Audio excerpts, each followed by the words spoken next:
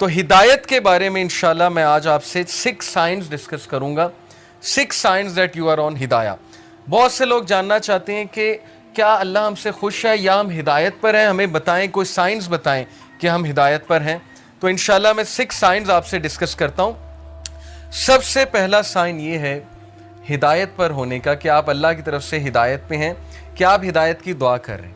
یہ پہلا سائن ہے کہ اللہ آپ سے پلیزڈ ہے اور آپ ہدایت پر ہیں. کیونکہ جو انسان دعا ہی نہیں کر رہا, وہ دوسروں کو کہتا ہے میرے لیے ہدایت کی دعا کرو, میرے لیے ہدایت کی دعا کرو, لیکن خود اس نے کبھی نہیں کی, خود اس نے کبھی ہاتھ نہیں اٹھائے, تو آپ کا کیا خیال ہے اسے ہدایت آ جائے گی؟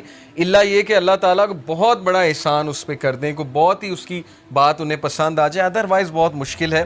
تو سب سے پہلا سائن یہ کہ یو آسک اللہ فار ہدایہ یور سیلف, اور اس کے لیے دعا ہے. اور وہ دعا کیا ہے؟ ربنا لا تزغ قلوبنا بعد اذ ہدیتنا وہب لنا من لدنک رحمہ انک انت الوہاب. سورہ آل عمران چیپٹر نمبر 3 ورس نمبر 8 کہ ہمارے رب ہمارے دل کو مت پھیریو جبکہ تو ہمیں اسٹریٹ پاتھ پر لے آیا, ہدایت پر لے آیا, ہمیں استقامت دیجیے.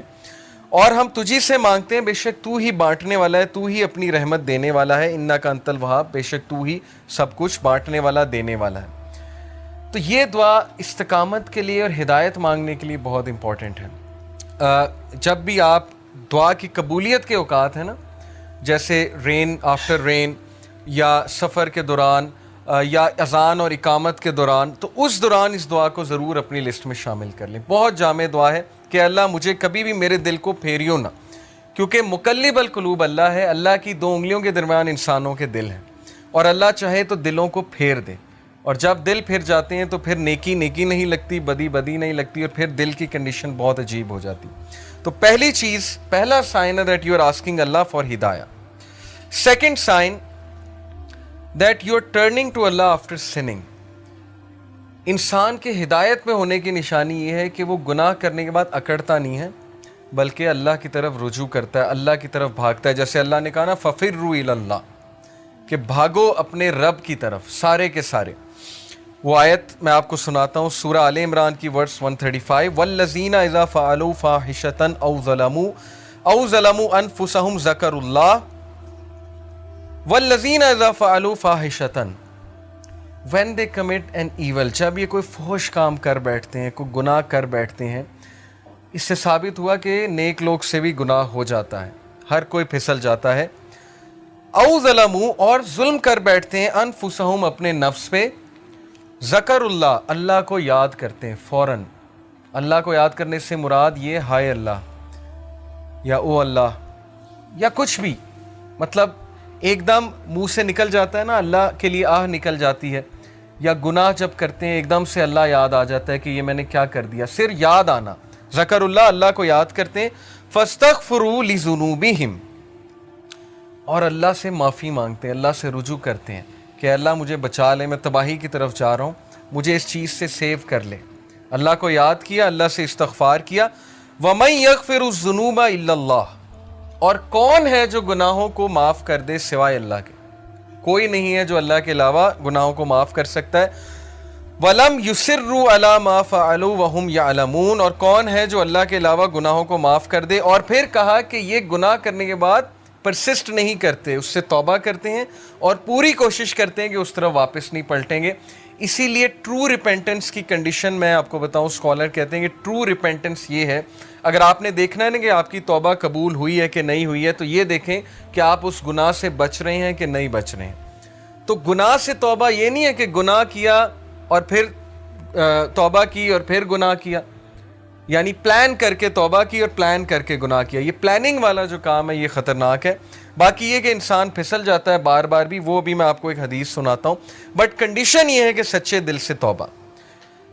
ان ابن عباس رضی اللہ تعالیٰ عنہ عن النبی صلی اللہ علیہ وسلم قال ما من عبد مؤمن الا وله ذنب یعتاده الفینة بعد الفینة او ذنب هو مقیم.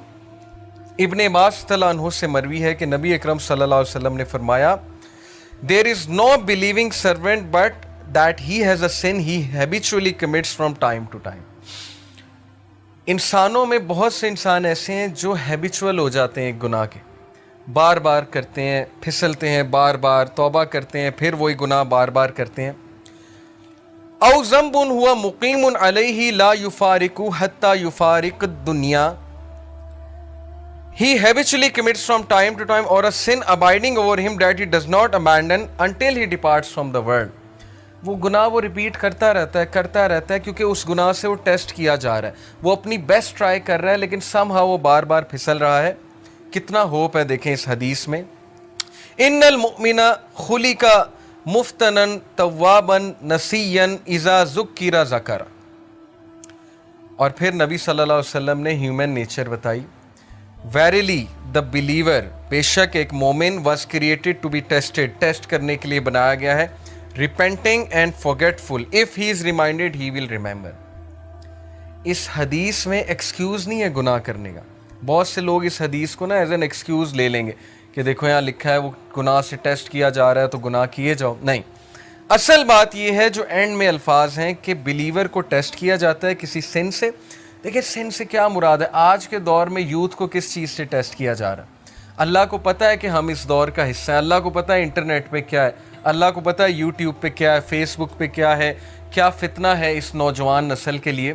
اور اوپر سے شادیاں بھی نہیں جلدی ہوتی، پھر کو ایجوکیشن الگ ہے، یونیورسٹیز کا ماحول الگ ہے. اللہ کو سب پتہ ہے، تو اللہ تعالیٰ ہم سب کو ٹیسٹ کر رہا ہے. اور عمر رضی اللہ عنہ کا میں ایک کال آپ کو سناتا ہوں کہ وہ یہ کہتے ہیں کہ اللہ تعالیٰ تقوی کے لیے انسانوں کو ٹیسٹ کرتا ہے. جیسے سورہ حجرات میں نا کہ ان المؤمنون، تقوی کے حوالے سے جو آیت ہے میرے ذہن سے اچانک نکل گئی کہ بے شک اللہ مومنین کو تقوی کے لیے ٹیسٹ کر رہا ہے. تو یہ ہم سب کا تقوی کا ٹیسٹ ہو رہا ہے کہ تمہارے پاس اپرچونٹی کھلی ہے، انسٹاگرام ہے، فیس بک ہے، سب کچھ ہے. اب اپنے جوہر دکھاؤ، اب اپنے وہ اندر کے اس ہیرو کو جگاؤ، اپنے نفس پہ قابو کر کے دکھاؤ اور اللہ تعالیٰ ریوارڈ کرنے والا. تو اس لیے بلیور جو ہے وہ ٹیسٹ کیا جاتا ہے. ہم میں سے ہر بندہ ٹیسٹ کیا جائے گا کسی ایڈکشن سے، کسی چیز سے، کسی سن سے. لیکن اللہ کو وہ پسند ہے جو ریپینٹ کرتا ہے، بار بار فارگیٹ کر جاتا ہے لیکن بار بار پلٹی کھاتا ہے. جھپٹنا پلٹنا، پلٹ کر جھپٹنا لہو گرم رکھنے کا ہے ایک بہانہ.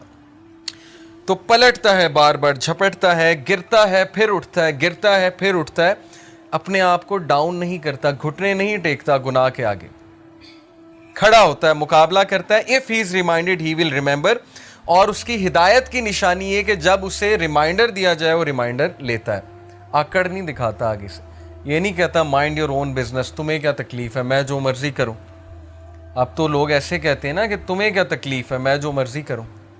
تو ہدایت کی نشانی یہ کہ جب اسے ریمائنڈ کرایا جائے اور ریمائنڈر اسے افیکٹ کرتا ہے. اور یقین کیجئے ہماری میجورٹی یوتھ اس کیٹیگری میں فال کرتی ہے. ہم جج کر لیتے ہیں کسی کی ڈریسنگ سے. جیسے خواتین ہیں یونیورسٹی میں، آپ کو پتہ ہے ڈریسنگ کس طرح کی ہوتی ہے. ہم انہیں دیکھ کے جج کر لیتے ہیں کہ لو جی یہ تو ڈریسنگ ایسی ہے، لہٰذا یہ تو ویسے ہی جو ہے اسلام سے بہت دور ہے. کیا پتہ آپ انہیں ریمائنڈر دیں، کیا پتہ کوئی ایک حدیث سنائیں، کیا پتہ ویسے ہی انوائٹ کریں کسی حلقہ میں، وہ کہ اللہ رسول کی بات سنیں اور انہیں افیکٹ کر جائے اور ان کا دل تبدیل ہو جائے، چینج ہو جائے. اس لیے کبھی بھی جج کسی کو نہ کریں، ریمائنڈر دیں. فذکر ان نفعت الذکر سیذکر من یخشی. نصیحت کرو دوسروں کو اگر نصیحت اس کو فائدہ دیتی ہے. جو اللہ سے ڈرنے والا ہے، جو ہدایت پہ ہے، وہ نصیحت پکڑ لے گا. ہمارا کام ہے نصیحت کرنا، ہمارا کام جج کرنا نہیں ہے. تو یہ حدیث بہت ہوپ فل ہے، بہت ہوپ دلاتی ہے کہ انسان بار بار پھسلتا ہے، گناہ کرتا ہے، فارگیٹ فل ہے. انسان کا مطلب ہی بھولنے والا ہے. اسی لیے یہ حلقات، یہ ریمائنڈرز بہت ضروری ہیں کہ اپنے آپ کو بوسٹ رکھو. قرآن ڈیلی پڑھنا اسی لیے بہت ضروری ہے. جو بندہ روزانہ قرآن پڑھتا ہے، تھوڑا تدبر کرتا ہے، وہ بچ جائے گا انشاءاللہ. بہت امید ہے کہ وہ ان چیزوں سے بچ جائے گا. تیسری نشانی کہ آپ ہدایت پر ہیں، یہ تو تھی نا کہ آپ اللہ کی طرف بھاگتے ہیں، ریپینٹ کرتے ہیں گناہوں سے. تیسری نشانی ہے کہ you see your own mistakes. یہ بہت بڑی نشانی کہ آپ ہدایت پر ہیں، آپ کا دل صاف ہے.